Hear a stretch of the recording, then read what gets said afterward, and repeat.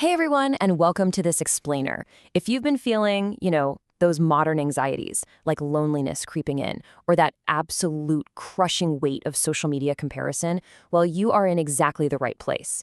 Today we're unpacking the hidden psychology behind these very real, very common struggles. Okay, let's dive right into this. Just think about this starting point for a second.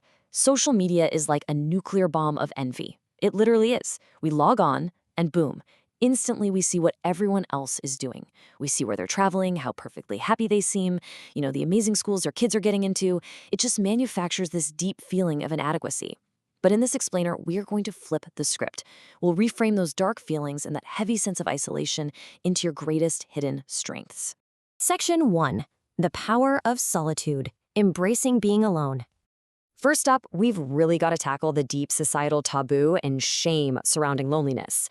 I mean, we're constantly told that being lonely is this terrible negative thing, right? So we end up feeling ashamed of it. But actually, there is a massive difference between simply being alone and isolation. Isolation? Yeah, that's bad. That's avoiding society entirely, which totally goes against our nature as social animals. But being alone? That is absolutely crucial. Being alone gives you that quiet, uninterrupted space for thinking, for preparing for future opportunities, and honestly for coming to terms with who you actually are. You absolutely need solitude to figure out what makes you different. But because we are social animals, we have to balance that solitude out. It's kind of like a workout. Think of it as the social gym procedure. Step 1, put the phone away. Seriously, just put it down to stop that virtual living. Step 2, force real-world interactions just 10 times a month. That's it. And by doing this, you reach step 3, which is building your social muscle. Just like lifting weights at the gym, practicing real, face-to-face interaction makes you stronger and so much more comfortable around others. Section 2. The envy epidemic. Surviving comparison. To survive this modern epidemic, we really have to recognize that envy isn't just a character flaw. It's a deeply ingrained genetic primate behavior. Our brains actually learn about the world by comparing bits of information to figure out what's what. And this brilliantly illustrates that point. Take the chimpanzee and the grape. It is a known scientific fact that primates feel envy. If you give one chimp a grape and completely skip the other, that left-out chimp will literally give you the stink eye. It's an evolutionary comparison tool. Because we're the most social animals on the planet, our comparing brains are just constantly measuring us against others, always wanting exactly what they have. But let's be real, nobody wants to admit they feel envious, right? It feels gross, it feels shameful. But here is the major danger. If we don't admit to our envy, it festers. It turns into something incredibly ugly and toxic, known as schadenfreude. That's when you actually experience glee or pleasure from another person's failure or pain. It drags you down, and ultimately, it makes you feel terrible about yourself. We want the exact opposite of that. We want Mitfreude, which is experiencing true pleasure and happiness in another person's success. Now, you might be wondering, come on, I can't just magically feel happy for someone I'm secretly jealous of. But the legendary psychologist William James recommended the as-if strategy. Basically, practice telling yourself you are happy for their success. Act as if it's true. It sounds almost too simple, but practicing Mitfreude ultimately raises you up, makes you feel noble, and completely opens up your emotional life. We can actually reframe the entire concept of envy. Instead of letting it be this festering, dirty secret, turn it into emulation. When you feel that sharp sting of inferiority, don't let it turn toxic. Use it as a spur. Make yourself feel competitive. Use that emulation to motivate you to work harder and harder and harder until you become just as good as they are. Or hey, even better. Section 3, True Intelligence. Redefining genius. Now, what's really interesting about this is how our culture completely misunderstands what it means to be smart.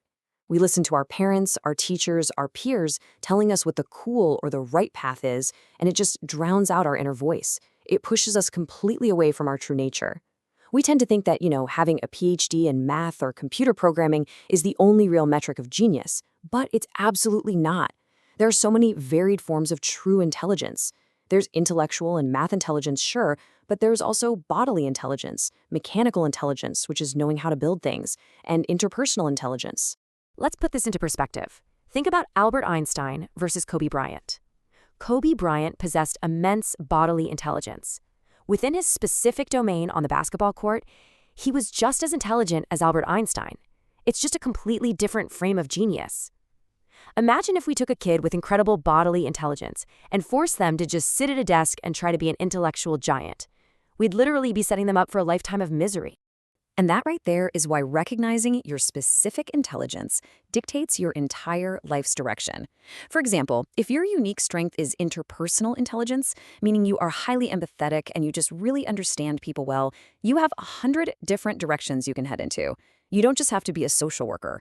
You could be an incredible leader of people in literally any field. Knowing this saves you from a miserable, misaligned career where you just feel totally alienated from who you actually are. Section 4. Becoming completely irreplaceable. The power of your weirdness. From a very young age, we are continually pressured to fit into the group, to dress like everyone else, to nod along and share the exact same ideas. But conforming to the crowd is a massive trap. Ultimate power actually lies in your weirdness.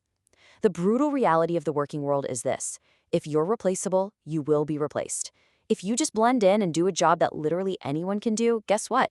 By the time you're 28, a company is simply going to hire a 24-year-old version of you to do the exact same thing for a lot less money. It is a brutal world out there.